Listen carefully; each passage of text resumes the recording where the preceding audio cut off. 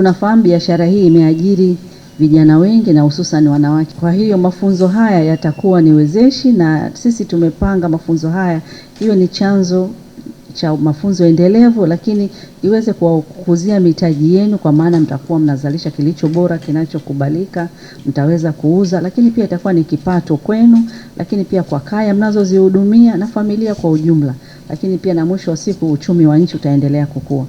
Tunasema biashara hizi zimekuwa zikitoa mchango mkubwa katika kukuza uchumi wa mtu mmoja mmoja na taifa kwa ujumla. Kwa tunawategemea sana mkazalishe kilicho bora ili sisi sote tuendelee kuwa bora na salama.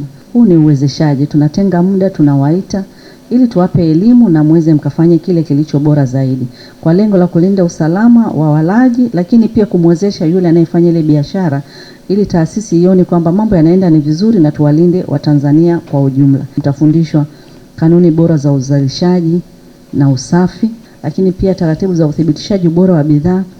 Mtafundishwa usajili wa majengo ya kuhifadhi, kutunzia na usafirishaji wa bidhaa zenu, lakini pia na elimu ya ujasiriamali. Tunalisisitiza hizi kwa sababu bidhaa zenu zikiingia sokoni lazima ziendane na matakwa ya kiwango cha kitaifa. Kukizi matakwa ya viwango huongeza kukua kwa sekta, kwani huwezesha watu kupata bidhaa zinazoridhisha wateja, lakini kuwezesha ushindani sawa katika soko.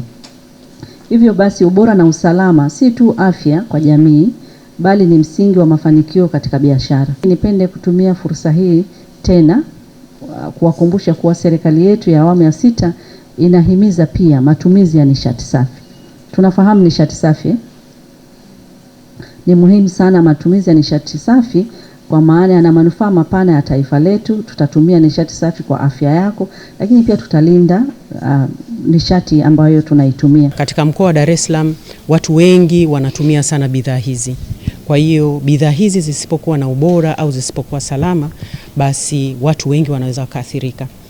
Kwa hiyo kwa mujibu wa sheria bidhaa zote hizi zinatakiwa ziwe zinaweza kukidhi viwango na ubora, lakini ili kuwawezesha sasa wadau hawa waweze kukidhi, basi tumewaleta hapa leo waweze kupata mafunzo ya viwango, na hivyo basi waweze kukidhi kwa hiari, na mwisho wa siku yale malengo hasa ya taasisi ya wananchi waweze kupata vitu ambavyo vina ubora, lakini malengo mengine ambayo ni malengo wezeshi ya biashara, sekta hii iweze kukua. Kupitia mafunzo haya tunategemea kupata elimu ya kuweza kuoka mikate vizuri na kujifunza jinsi ya kuviweka vifungashio kwenye hali ya usafi na kuweka mazingira halisi ya eneo husika la kuokea mikate yaliyo kwenye hali ya usafi. Ninawaambia wenzangu kuwa tuzingatie kufanya vitu vyenye ubora, kwa sababu